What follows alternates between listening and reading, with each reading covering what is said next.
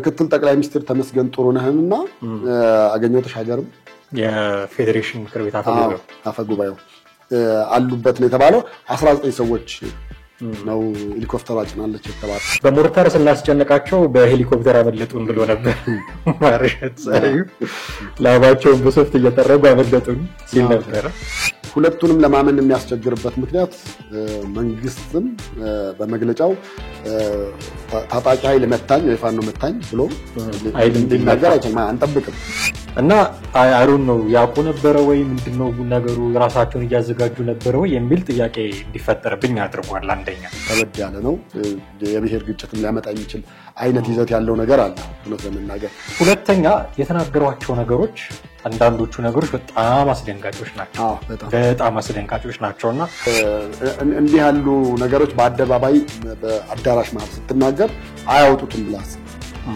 ምን ተታወቀው ባለመስረት ነው ሲሉ እንደም ደጋግሞ ይናገራል እንደ ሙስና ሁሉ አይሉ በስሙ ጥሩት ይሄ ሌብነት ነው ይያሉ ሁሉ ነው የሚገልጹትና በዚህ ደረጃ የሚመኩበት ነገር ነው አንደኛ በፍቅር ጊዜ እንደቀልድ ሻይ ቡና እየጠጣህም ብርጭቆ ያጋጨህም ቸርስ እየተባባልክ ያወራኸውን ነገር በጸብ ማምጣት በሁለቱ ብቻ አይደለም የተጀመረው በሌሎችም በብዙዎች የምናየው እንደዛ አይነት ነገር ነው የተነገሯቸው ነገሮች እንዳልነው በጣም አስደንጋጭ ነገሮች አሉ አንዳንዶቹ ነገሮች ሪሊ ጠቅላይ ሚኒስትሩ እንደዚህ ይላሉ ብለን እንጠይቀው ያደርግ ነው አንዱ ለምሳሌ ሰብስበው የብልጽግና ፓርቲ እንትኖችን ሰብስበው ዝረፉ ብለውናል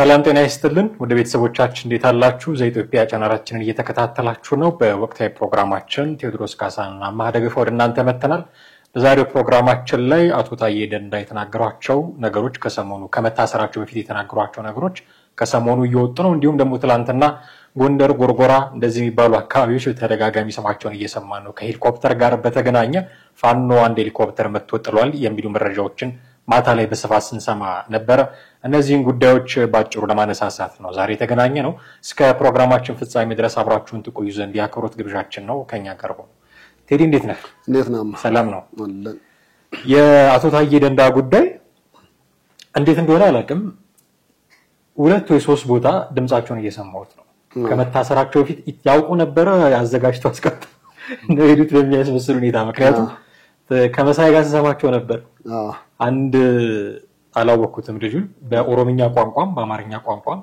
ካለም ይከሰቱት ሰው አለ ኢትዮ ፎረም ላይ ስንሰማቸው ነበር ከያየሰው ጋር ሶ ከመታሰራቸው በፊት የሰጧቸው ሶስት ቃለ ምልልሶች ከታሰሩ በኋላ ይወጡ ነው እና አይሩን ነው ያውቁ ነበር ወይ ምንድነው ነገሩ ራሳቸውን ያዘጋጁ ነበር ወይ የሚል ጥያቄ እንዲፈጠርብኝ አድርጓል አንደኛ ሁለተኛ የተናገሯቸው ነገሮች አንዳንዶቹ ነገሮች በጣም አስደንጋጮች ናቸው በጣም አስደንጋጮች ናቸውና መነሳት አለባቸው መወራት አለባቸው ከሚል መነሻ ነው በመጀመሪያ እንድታነሳልኝ የፈለኩት በሶስት የተለያየ ሚዲያ ላይ ዩቲዩብ ቻናል ላይ ከመታሰራቸው በፊት የተናገሩት ነገር ከታሰሩ በኋላ መውጣቱ ምንና እንደምታል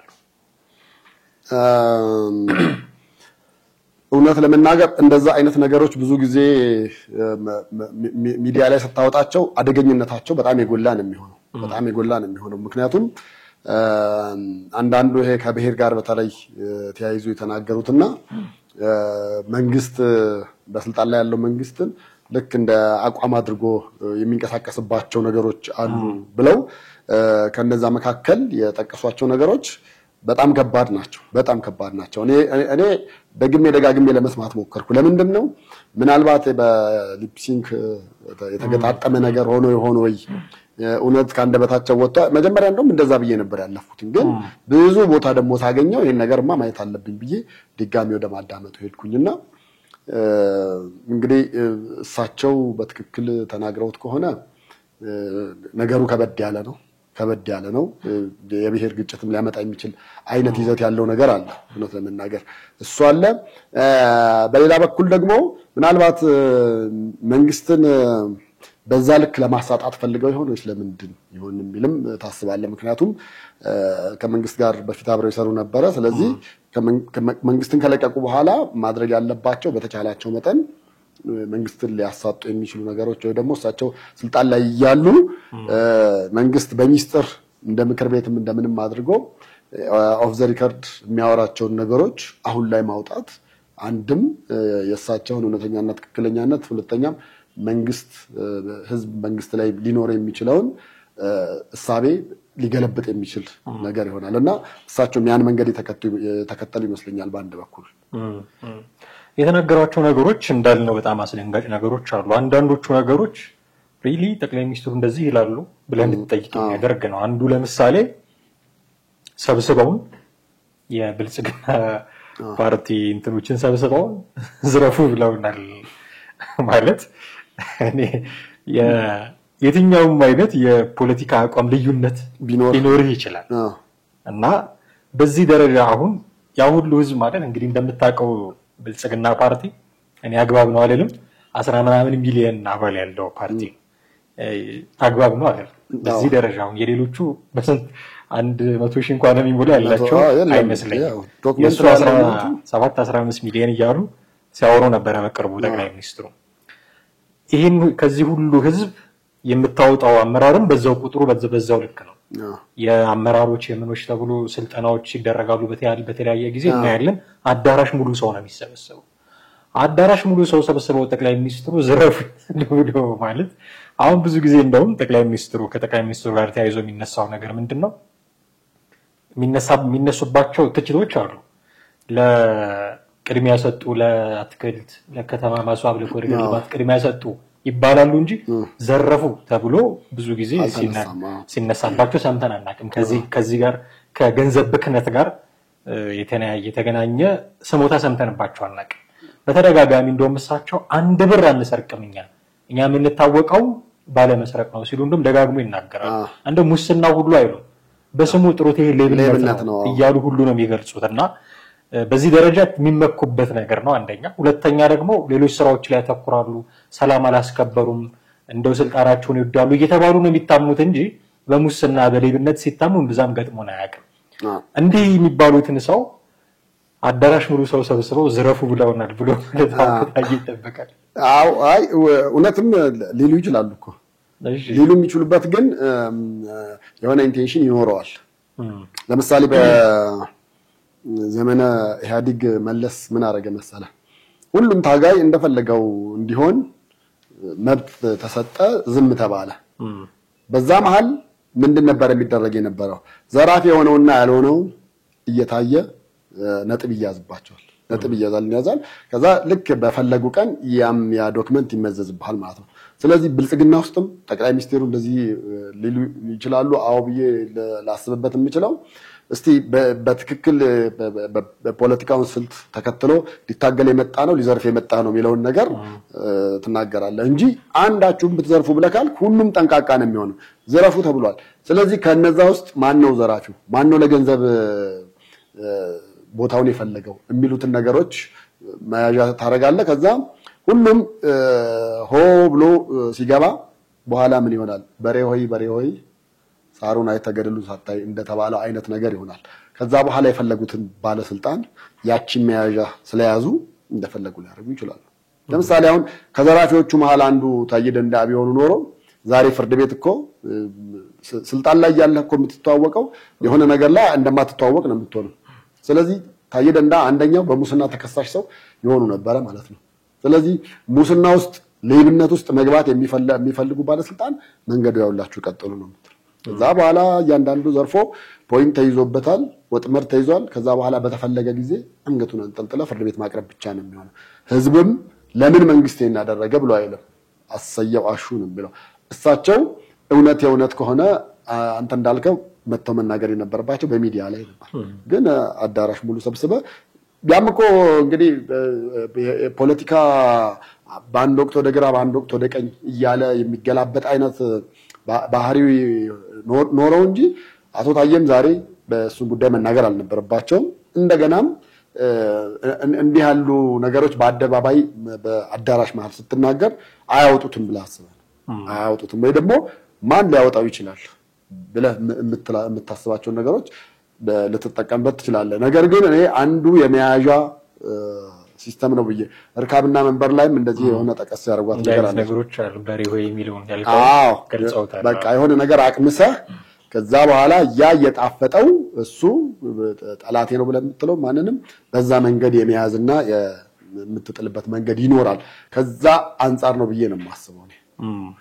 ሌላ ጠቅላይ ሚኒስትሩ አሉ ብለው አቶ ታዬ ደንዳ ያሉት ነገር ምንድነው? በጣም የሚያስደነግጠኝ የብሔር ስም ጠርተው መጥራት አልፈልግም አንፈልግም እሳቸው ያሉትም ብለዋል። የብሔር ስም ጠርተው ይህንን ብሔር ማጥቃት ፈልጋለሁ ብለዋል ጠቅላይ ሚኒስትሩ የሚል ንግግር ደግሞ ተናገሩ። ሪሊ ጠቅላይ ሚኒስትሩ ሰብስበው አሁን ሲሰበስቡ የሚሰበስቡት የዛን ብሔር የአንድ ብሔር ብቻ ሊሆን አይችልም። ብልጽግና ውስጥ ሙሉ ብሔሮች ስላሉ ያው ስም መሰጣጣቱ አለ። ከሌ ብሔሩ እንዲህ ቢሆንም ለኛ አይሰራም ምናምን የሚሉ ስም መሰጣጣቶች ፍረዶች መኖራቸውን ዘንግቼው አይደለም። ግን የአንድ ብሔር ስም ጠርተው ያዛ ብሔር ላይ እንዲህ አይነት ጦርነት መክፈት ፈልጋለሁ ብለዋል ጠቅላይ ሚኒስትሩ ብለውም ደግሞ እንዲህ አይነት ነገር አመጡና ለምንድን ነው ይሄን ማለት እኔ አሁን ተብሏል አልተባለም ቦታው ላይ ቁጭ ብለን የሰማነው ነገር ስላልሆነ ማረጋገጫ የለም ብለውስ ቢሆን መባል አለበት ወይ? ከሰደበኝ የደገነኝ የሚባል ነገር አለ እኮ። ሊያመጣ የሚችለው ኮንሲኩዌንስ እየታወቀ እንዲህ አይነት ነገር ይወራል ወይ? በጣም አሁን እንደው ብዙ ጊዜ ኢትዮጵያ ውስጥ ያሉ ፖለቲከኞች እንደዚህ በግዴለሽነት የሚናገሯቸው ነገሮች አሉ።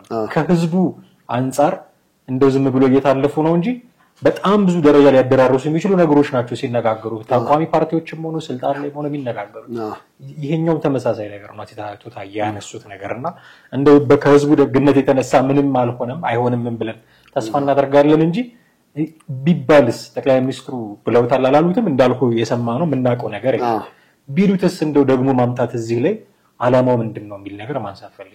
በፍቅር ጊዜ እንደቀልድ ሻይ ቡና እየጠጣህም ብርጭቆ እያጋጨህም ችርስ እየተባባልክ ያወራኸውን ነገር በጸብ ማምጣት በሁለቱ ብቻ አይደለም የተጀመረው። በሌሎችም በብዙዎች የምናየው እንደዛ አይነት ነገር ነው። ፖለቲካ ውስጥም ሲመጣና በተለይ የጥቅም ግጭት ሲሆን ለምሳሌ የነ ብርሃኑ ነጋና ልደቱ አያሌውን አንድ ላይ መስራት አስበው ያን ጊዜ በነበረው እንደዚህ ሆድና ጀርባ ሆነው ብርሃኑ ስለ ልደቱ ስለ ብርሃኑ ማብጠልጠል ውስጥ ይገባሉ ብላ አታስብም። አቶ ታዬም ያን መንገድ የተከተሉ እንደሆነ አድርጌ ነው የማስበው። እሱም ብቻም አይደለም ፍርድ ቤት እኮ ምስክር አምጡ ሲባሉ እኮ ማን ነው የጠሩት? ጠቅላይ ሚኒስትሩና ከንቲባ አዳነችን። አሁን ይሄ ምን አይነት ነገሮችን በሪቨርስ በማድረግ በማገላበጥ ነገሩን ውስብስብና ሰዎቹ ለህግ ተገዢ ናቸው አይደሉም የሚለውንም እኮ ህዝብ እንዲፈርድም ጭምር ነው። ብዙ ጊዜ አውቃለሁ በፊትም አሁንም ባለስልጣናት ይጠራሉ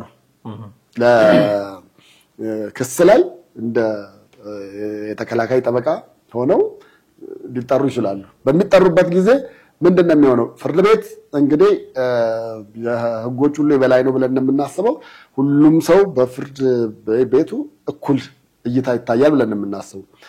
በሚጠራበት ጊዜ ፍርድ ቤቱ ደግሞ ደብዳቤ ይጽፋል፣ መጥሪያ ይጽፋል። ሲጻፍ ያ መጥሪያ በትክክል ይደርሳሉ ሰዎቹ ጋር የሚጠሩ ባለስልጣናት ጋር ደርሶስ ሰዎቹ ይመጣሉ አይመጡም? በቃ ስለዚህ ምንድነው የሚደረገው? ፍርድ ቤት ወደ ቀጣዩ ስቴፕ ነው የሚሄደው። ሌላ መከላከያ ምስክር አምጣ አይደለም የሚል እነሱ መገኘት አለባቸው።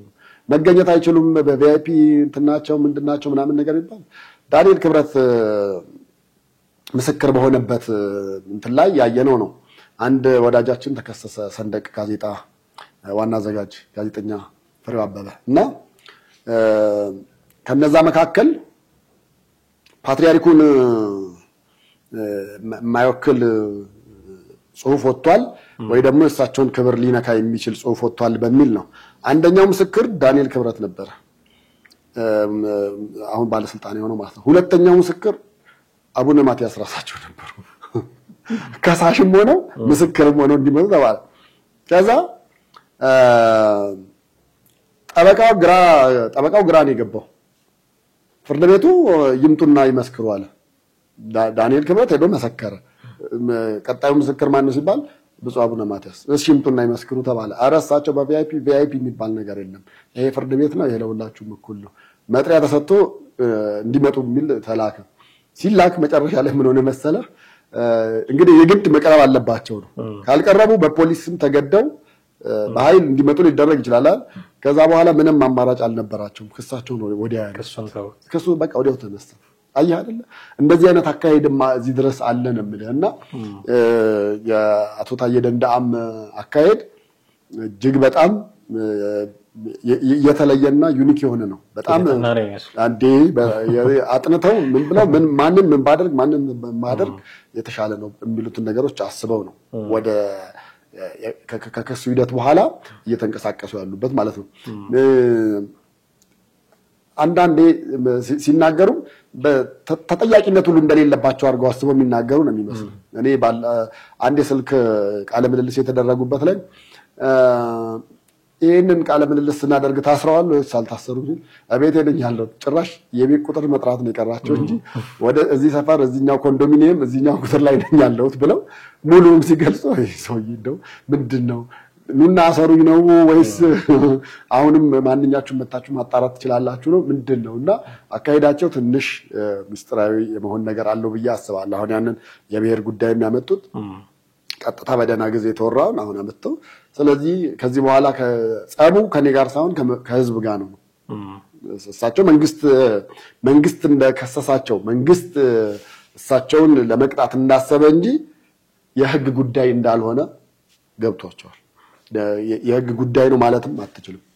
ያን ከተናገሩ በኋላ ነው አይደል እንደ ወዲያውኑ አለመከሰስ መብታቸው ተነሳ። ካለመከሰስ መብት ወዲያውኑ በእስር እንዲቆዩ ተደረገ። በእስር ላይ ሆነው መጀመሪያ የት እንዳሉ እንኳን ቤተሰብ አያውቅም ነበር። ከዛ በኋላ በስንት ምልልስ ደግሞ ሲለቀቁ በቃ እንግዲህ አሁን ኢትዮጵያ ውስጥ ካሉት ከነ እስክንድር ቀጥሎ እንኳ እሳቸው ይመስሉኛል ሪካርድ የሰበሩ በመያዝ በመለቀቅና በሁለት ክስ ነፃ ተብለዋል።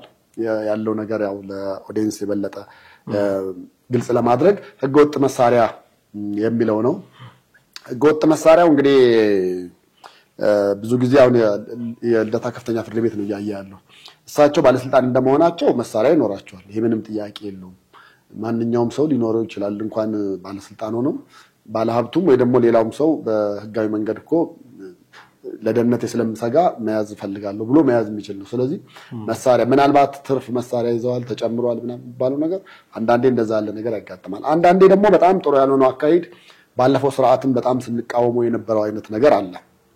ለፍተሻ የሚመጡት ሰዎች አንተ ቆመህ ነው ማስፈተሽ መቻል ያለበት። ዞር ስትል ግን መሳሪያው ይደበቃል። ከዛ በኋላ ይሄው ተገኘ ተብሎ ተብሎ ይወጣል። በዛ ለተከሰስ አይነት ነገር ማለት ነው። ብዙዎቹ ጋር የነበረው ነገር እንደዛ ነው። ብዙዎቹ በፖለቲካ ኬዝ የታሰሩ ጋዜጠኞች ምናምን ስታይ ሴኩሪቲ ሰዎች ለፍተሻ ሲመጡ ያን አይነት ነገር ያደርጋሉ። አሁንም እንደዛ ያለ ነገሮች አልፎ እናያለንና ምናልባት አቶ ታዬ ላይም እንደዛ ተደርጎባቸው ሊሆን ይችላል የሚል እምነት ነው ያለኝ እኔ። አንድ ጉዳይ አንስተርና በቃ መግቢያ ላይ ሳነሳው ነበረ። ጎርጎራ ከጎንደር ወደ ጎርጎራ እንደዚህ የመንግስት አመራሮችን ይዛ ስትንቀሳቀስ የነበረች ሄሊኮፕተር ስሙላ አለው አንድ አርፒጂ ነው ምናምን ያሉት አላውቀውም እኔ መሳሪያውን እውነቱን ለመናገር በሱ መተን ጥለናል የሚል ሰበር ዜና ማታ ሲዘዋወር ነበር በሶሻል ሚዲያ ላይ።